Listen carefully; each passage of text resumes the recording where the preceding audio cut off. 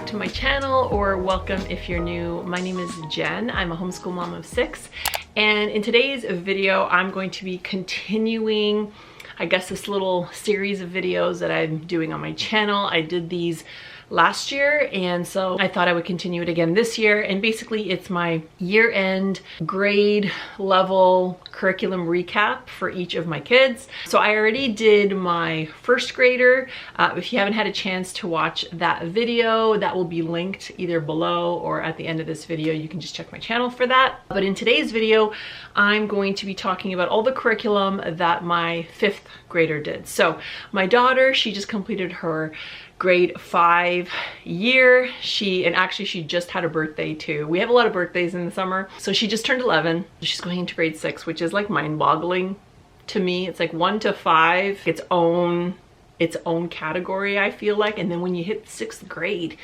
it just feels so big kid. I don't know. Overall, she had, I would say, a successful year, a great year. She did fantastic. I'm going to be talking about all the curriculum that we used and just giving you a little overview of it and what we thought of it. Now, I haven't included everything that she did in her school year. I'm only focusing on like specific curriculum, and what I mean by that, I said this in my last video, is that, you know, she did more than what I'm showing you. Well, we do morning time together, all of us, so there's a whole bunch of things we incorporate in that, but she has her own devotion time that she does, various sheets in a morning binder that I put together for her, that I pieced together with different things for her to work on. There's like things here and there that she does, but they're kind of just like more random. Kind of just wanted to talk about the specific curriculum that we did this year.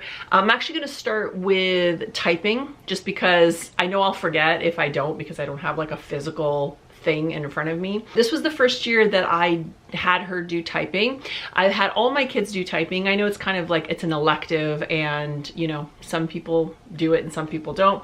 I think it's a great thing to, it's kind of like with cursive, I guess. I don't know, I guess maybe typing is a little more relevant, but I kind of look at it the same way. You either do it or you just like don't bother. The one that we have done from the very beginning, like from my older kids, now I have like my oldest has already graduated and is starting college, and then I have I have 2 other kids who are currently in high school.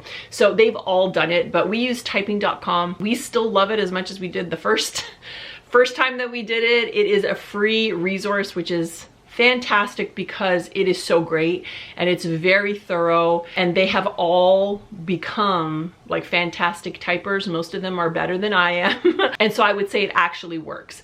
And so I've had them all do it. And so this year I had my 5th grader start on it as well. I wouldn't say I have like a specific age that I start them at. I kind of just sort of play it by ear somewhat. And phone call. I thought this year would be a good time for her to start, and she really enjoyed it. Actually, she like looked forward to doing her typing lessons. Usually we would aim to do it either 2 to 3 times a week, depending on the week. The lessons are not very long. Obviously, it's going to depend somewhat on how fast or slow your child is. I would say in the beginning, maybe it's taking them a little bit longer, but for the most part, I'm going to guess maybe about 20 minutes, the most that it would take. It obviously took her a little bit of time to get the hang of it, you know, because at the very start, I mean, you're essentially starting from scratch. If my kids are like yours, then, you know, everything is like touch, right? Like they're used to tablets and iPads and stuff like that. So a keyboard is like a whole other story. She picked it up really quick, and she just really enjoyed it. I find the pacing of it, it's good. You know, like I said, the lesson length is great. You have lessons, but you also have like games you can play as well that are just like reinforcing what you've already learned, or just like extras if you want to add those on. So typing.com we love. That was a 2 thumbs up, and I will continue doing that with her into next year. And then moving on to, I guess, another elective is the Draw Right Now series. My 1st grader did this as well. This is actually book 3. I had purchased book 3 and book 4 for my 5th grader, and then my 1st grader did book 1 and book 2. It's not really the kind of thing so much that, not that I think matters where you begin. I think if you have like a younger child, you're going to want to start at book 1. But yeah, because she was 10, I thought, you know, we'd start her on book 3. I probably could have even started her further along, but it's kind of, you know, it's an extra, it's for fun. I don't take this kind of stuff too seriously. I was interested in adding this in just because my 2 youngest daughters, which are the ones that did it, are extremely into all things art and drawing and crafts and everything. And so as much as they are still doing other things, I knew for a fact that they would love incorporating this into their homeschool week. She actually completed book 3. We did not get to book 4. Not that it is long. I honestly don't know how many lessons are in here. 24 lessons maybe. We were doing this maybe once a week. There was a couple of weeks where like they would ask to do more, and then even in one sitting sometimes they would ask to do more than one, but for the most part, like, we're not doing this every single day. But we really like this because it is like, the format is nice. Basically you have like a picture. This one, each book kind of focuses on a theme. So this one was Native Americans, North America, and the Pilgrims. So you get a picture to draw. And then some information at the bottom about pertaining to the picture or the story or the history lesson or whatever. Step-by-step instructions on how to draw the picture. And then of course they can embellish it and add details and all that kind of stuff. So we love this. Like I said, she has book 4. So that's going to take us into next year. I don't know how many levels there are in this, but it is just like a great add-on, a great extra. If you have a kid that loves to draw and is interested in art and stuff, then I would say that this is a great thing to add into their day. So another curriculum that is an oldie but a goodie that we love, all my kids have done, is none other than Explode the Code. This is like a phonics program. It is an add-on. It's not like it wouldn't be considered, I would say, a core curriculum, but it is great for review and reinforcement for all things phonics. It also is helpful with spelling, with handwriting, you know, obviously copy work. All my kids have done this. This is book 5.5. She did book 5 and 5.5 and completed them both with a lot of extra time left to go in our school year, because again, they're very short and the lessons are very quick. It is not too involved, but the kids enjoy doing it, and I do find that it does sort of just give them a little bit more practice on whatever they're learning in their language arts for that year. All of my kids have basically like done it to the end. Explode the Code is pretty much tried and true in our house, and so she will continue doing this again next year. So moving on to handwriting. Again, this is, I think, kind of up to each person depending on how long you want to have your child continue working on their handwriting, because I like, on one hand, I'm like, well, they're basically writing in all their other subjects. That is the practice, you know, that can be more than enough practice. And as much as I agree with that, usually at this point, the grade kind of 4, grade 5 level, they are doing cursive. So I guess it's more about if you want to have your kids learn cursive or you care about that. I just think it's a good skill to have. Do I think it's the most important thing? No, but I do think it's a good skill to have. So I do cursive courses with my kids, and initially I had started her on cursive in grade 4 because she had finished, you know, this is the program that we use, which is A Reason for Handwriting, and she had kind of gotten to the point, which was this book, where cursive began. And she actually had a hard time with this book.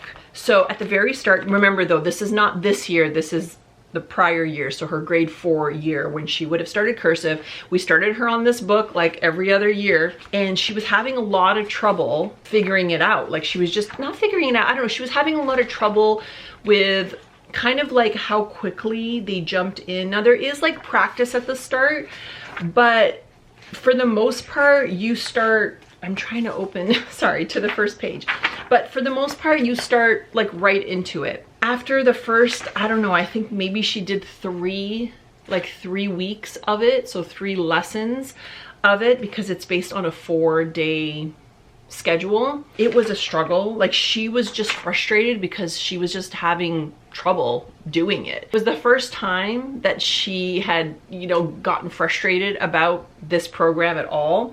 So we stopped and I looked into something else. So we ended up going with Handwriting Without Tears, which was another thing I knew about, but we had never used that because we had just done this with all the kids, and it had kind of just worked for everybody. So we tried Handwriting Without Tears, and it was like a night and day difference. She picked it up so quickly, and just the way that the lessons introduced cursive and the way they were like laid out just made sense to her. And that just goes to show, you know, I do tend to stick to a lot of curriculums that I know well and that have worked for other kids in the past, but you never know. Like, she's kid number 5 going on this program, and even though four other kids before her had used it, it just didn't click with her. So the minute we switched, it all made sense. Like, the frustration was gone. She got the hang of it. And so she actually finished that book, the Handwriting Without Tears book. And so we had this one on hand anyway.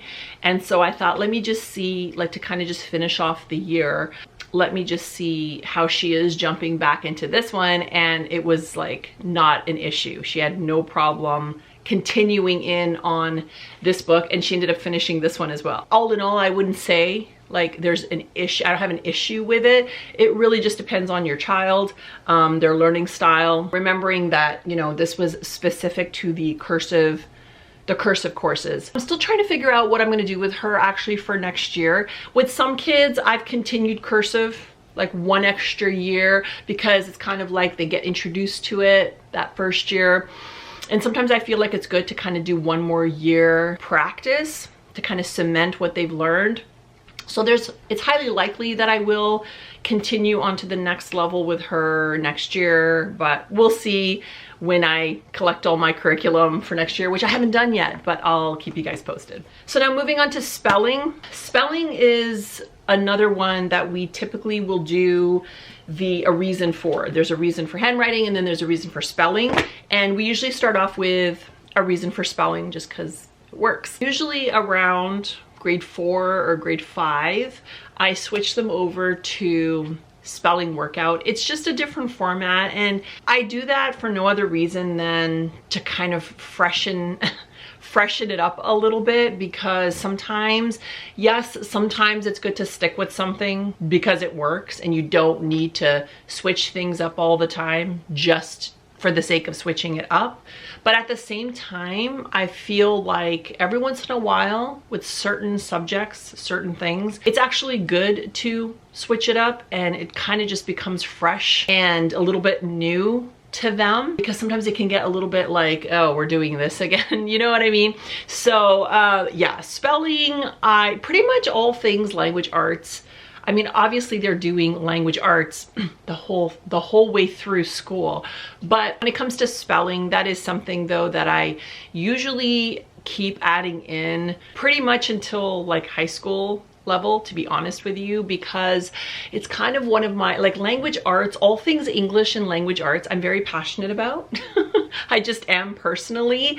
And I just feel like in terms of the most practical in life, there's absolutely nothing worse than not being able to form a proper sentence or speak in an articulate way, to not be able to spell, to not be able to use punctuation and grammar properly. I'm not saying I'm perfect at it, but we all know receiving emails or messages or whatever, that it's just like the worst. So I do add on a lot of these things to my kids' core language arts / English curriculum. It's a pretty straightforward setup.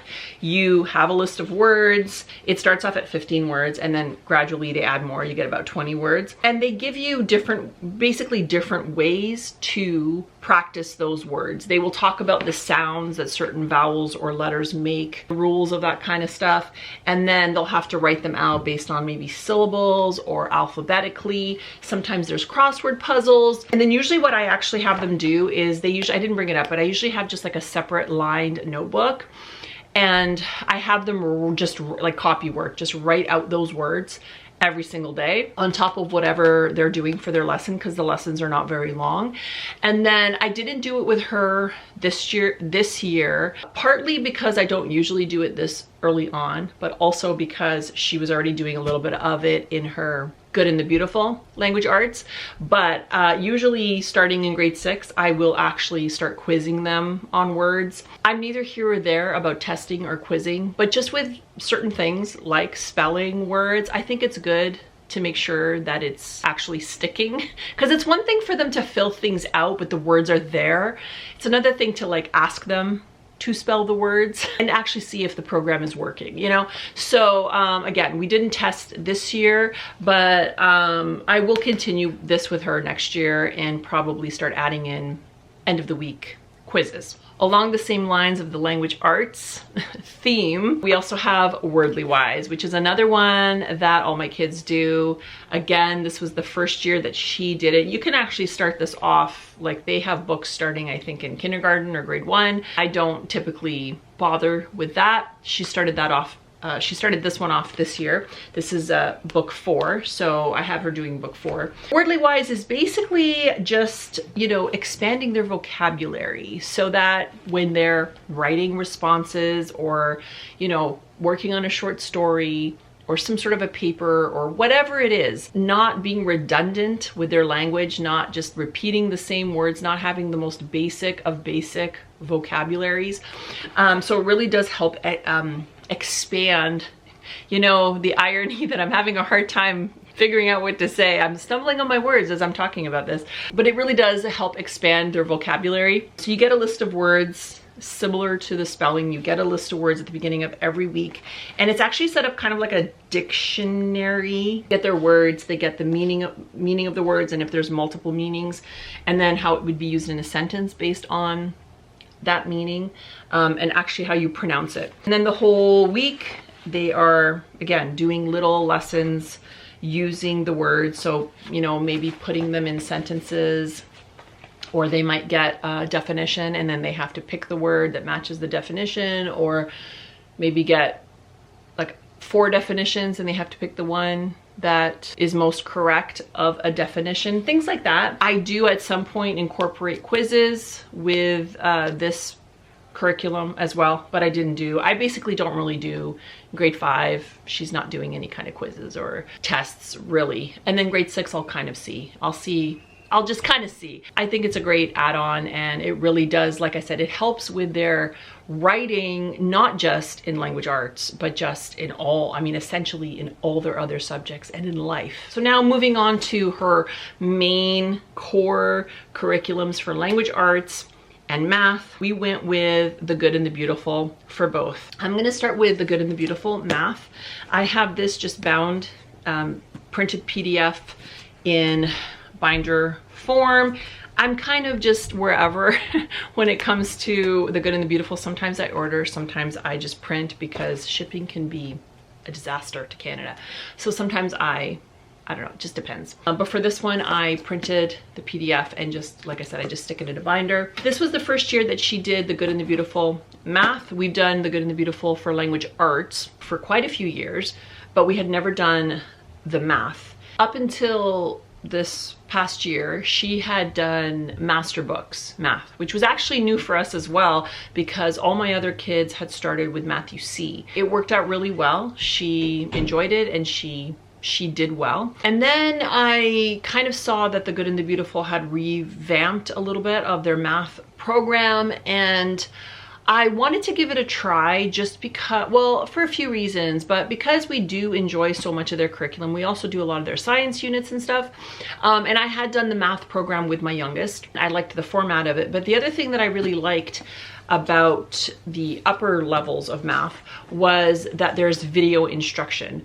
Now you do get that in Math UC as well, but not in master books. It's basically just a workbook, and you kind of have to read all the instructions and go through it that way. She did well in it, but I just felt like it was becoming a lot because it was really just on her, and then me having to sort of explain to her what was going on. In this case, there is a video lesson for each lesson, that we just, there's like a QR code that I scan. She just watches it on my phone with a teacher explaining everything, and they actually give them a lot of opportunities during the lesson to pause the lesson and do a few exercises and make sure that they understand the concepts being taught, and then they move on to their lesson. So I was really happy with this. Now, I will say though, this was a little bit of a struggle at the beginning. I think like can be any time that you switch over to a different curriculum. Again, she had been doing master books right up to grade 4. And so she was kind of used to that format. There was a little bit of frustration at the start, just kind of, I think, trying to wrap her mind around how it was laid out and just how it was being taught.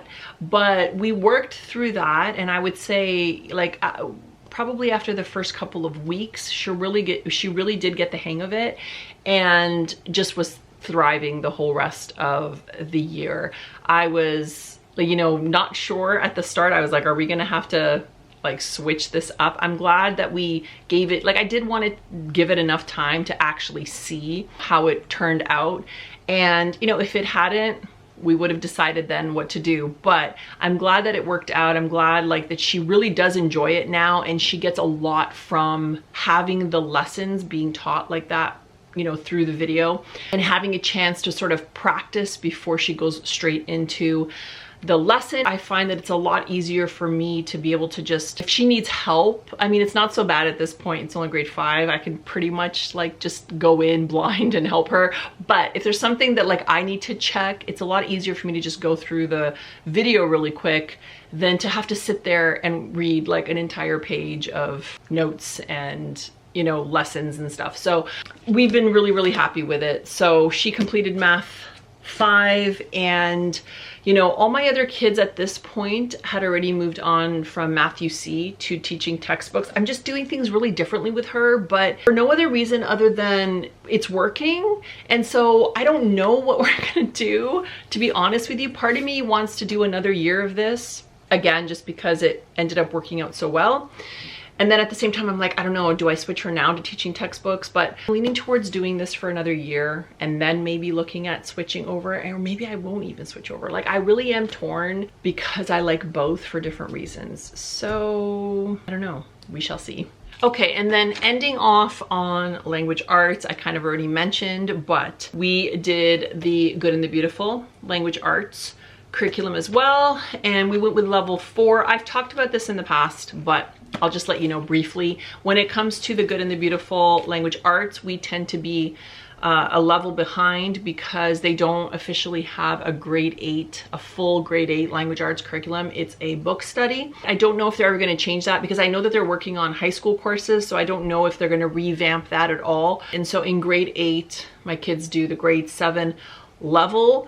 I'm not worried about it because I see what they're learning, and I know what's being taught, and I see what they're learning, and I don't find that it's behind even though they're doing a level behind, if that makes sense. And also because of the fact that I supplement with so many other things, they're far from lacking on what they need to know. So that's just how we do it. So the layout of this one is quite different because they, you know, they keep every few years, I would say, they revamp the levels and they change a little bit of the style and the layout of them. Not a lot, but they do make some changes every couple of years. This one has the main course book, and then you also have the spelling and writing book. I have a manila folder in there, that's why it looks like that. It covers everything from literature, grammar, punctuation, and then they also throw in art and geography, spelling, vocabulary, and writing. Again, she loves all the art things, and every once in a while there's like little projects in terms of like drawing, pastels, and painting and things, and she loves that.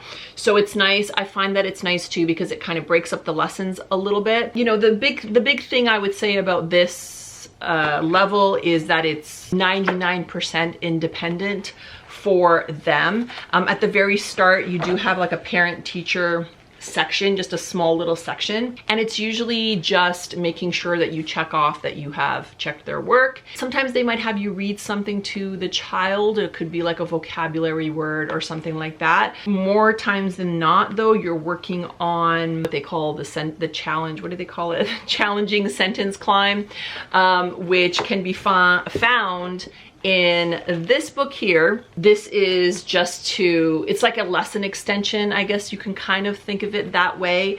And it will also tell them if they have any extra independent reading to do in one of the readers. This course also comes, like, you also purchase extra readers for them. Sometimes there's questions for them to answer. But this just kind of reinforces like their writing, gives them an opportunity to answer questions and work on their writing skills as well as spelling. And that's kind of what I was talking about when I was mentioning the spelling workout, and the reason why we didn't really do any quizzing or testing on that was because she kind of works on that through here. So every so often as well, they have challenging spelling words at the back that you add into their lessons. We just love the good and the beautiful language arts. You know, between this and her Wordly Wise and her extra spelling practice, I also at some point, which I may start with her next year, is the Fix It Grammar program, which is another one that we love. Excited for next year and to see, you know, just to see her continue growing. And she is very diligent in doing her work. She's just a pleasure and a delight, honestly, to work alongside and to watch, learn, because she really does have a love for learning. And, you know, as a parent slash teacher, you really do love to see that. And so that's it for today's video. I hope you guys enjoyed and got some value out of it. If you're new, I would love for you to subscribe to my channel. I plan on making these videos for all my kids. Don't forget to thumbs up, and I will see you in my next video. Bye.